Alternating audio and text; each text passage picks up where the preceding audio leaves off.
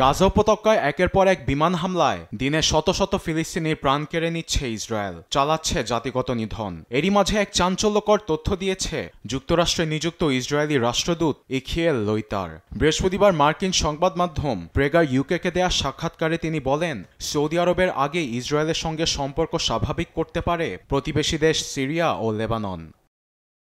Saudi আরবের আগে Syria ও Lebanon Abraham অ্যাকর্ডসে যোগ দিয়ে ইসরায়েলের সঙ্গে সম্পর্ক স্বাভাবিক করতে পারে। আমরা দুদেশের সঙ্গে সমঝোতায় যাব না, এমন কোনো কারণ নেই। উভয় রাষ্ট্রের দৃষ্টান্ত ইসরায়েল নাটকীয়ভাবে পরিবর্তন করেছে, তাই তাদের আব্রাহাম অ্যাকর্ডসে যোগ দেবার সম্ভাবনা অনেক বেশি। এ নিয়ে আমি আশাবাদী।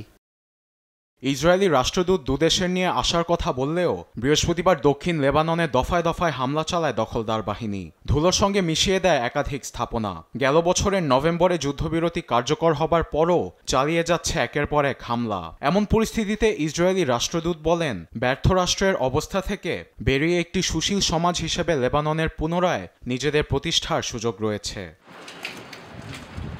আবার স্বৈরশাসক বাশার আল আসাদ পতনের পর সিরিয়া জুড়ে বিমান হামলা চালায় ইসরায়েল। আন্তর্জাতিক আইন লঙ্ঘন করে দখলে নেয় গোলান মালভূমি, তৈরি করেছে একাধিক সামরিক ঘাঁটি। আবার সম্প্রতি দ্রুজ সম্প্রদায়ের নিরাপত্তার নামে সিরিয়ায় চালানো হয়েছে ভয়াবহ হামলা। এসব প্রসঙ্গে ইসরায়েলি রাষ্ট্রদূত বলেন, সিরিয়ার দ্রুজ ও আলভিদের মতো সংখ্যালঘুদের সুরক্ষা তেল আবিবের দায়িত্ব।